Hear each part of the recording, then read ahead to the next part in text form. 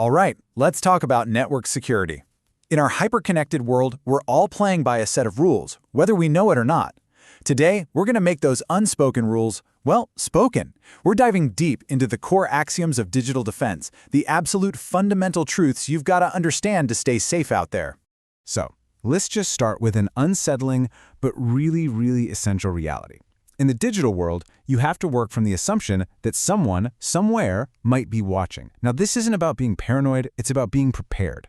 Just understanding that your network is like a stage and it's being observed, that's the absolute first step to building any kind of real defense. And that brings us right into our first section, the digital battlefield. And trust me, that's exactly what it is. It's really not a matter of if you'll face a threat, it's a matter of when. So you've got to understand the rules of engagement.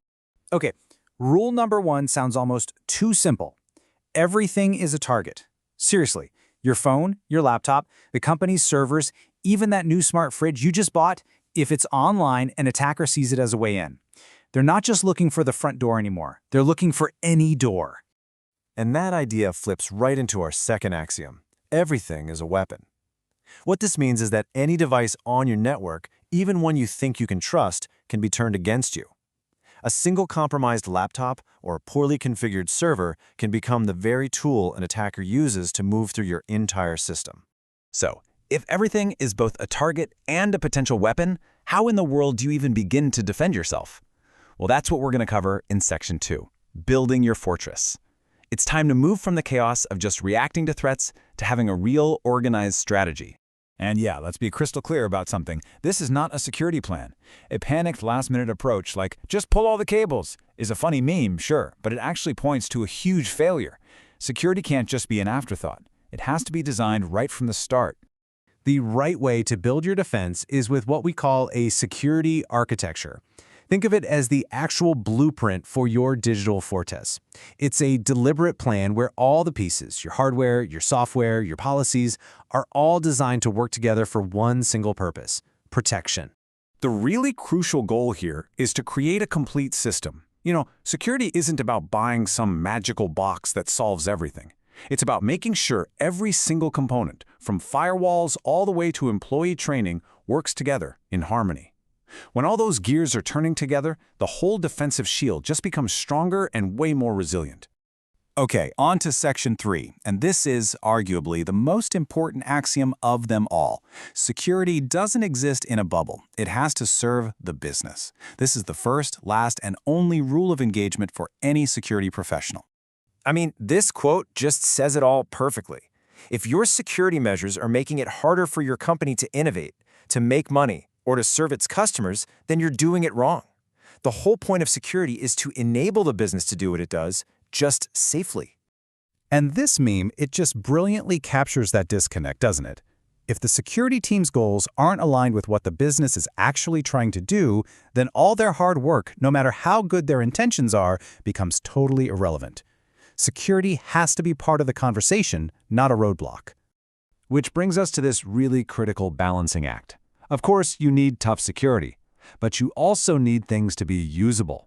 If your security rules are so tight that employees can't get their jobs done, guess what?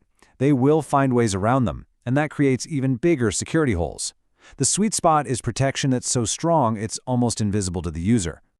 So we know we need a smart, business-focused strategy, but what does that actually look like in practice? That brings us to Section 4, Know Your Defenses. Let's look at the actual tools of the trade. These are pretty much the building blocks of any modern security system. You've got firewalls acting as the gatekeepers, VPNs creating those secure tunnels for your data. They're all essential. But I want to zoom in on two tools that people often get mixed up: intrusion detection systems and intrusion prevention systems. I absolutely love this analogy because it's so simple and it just works. An intrusion detection system, or IDS, that's your watchdog. It sees something suspicious and it barks. It sends an alert. But an intrusion prevention system, or IPS, that's your guard dog. It doesn't just bark, it bites. It actively steps in to stop the threat right in its tracks. So, to put it another way, detection is all about monitoring and identifying. That's the bark. Prevention is about taking action and blocking. That's the bite. And you really need both for a solid defense. You need one to tell you something's wrong, and you need another to actually do something about it. All these ideas we've talked about, that everything's a target, that even your own devices can be used as weapons, that you need a holistic system, they all lead us to one logical conclusion. And that's our final section, the trust no one rule, better known as the zero trust model. This is a huge shift in thinking from the old days. The old way was to build this big, strong wall around your network and then pretty much trust everyone inside. A hard shell with a soft, chewy center. Zero trust completely throws that out.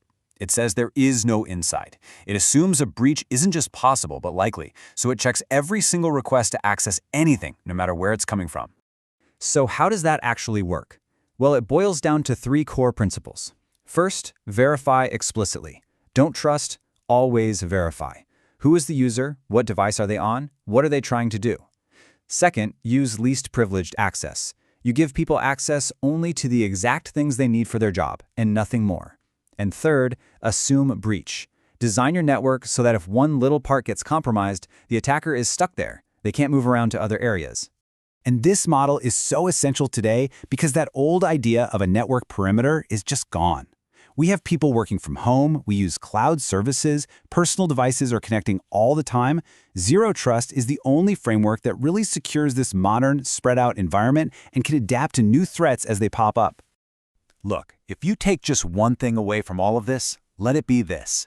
You can't just go out, buy a firewall, and say, okay, we're secure now. Real security is a never-ending process of planning, defending, and adapting. It's a mindset that starts with the axioms we've covered today. And that leaves us with one final thought. Now that you know the rules of the game, I want you to take a hard look at your own digital life, at home, at work, wherever, and really ask yourself this question. What's the weakest link in your security?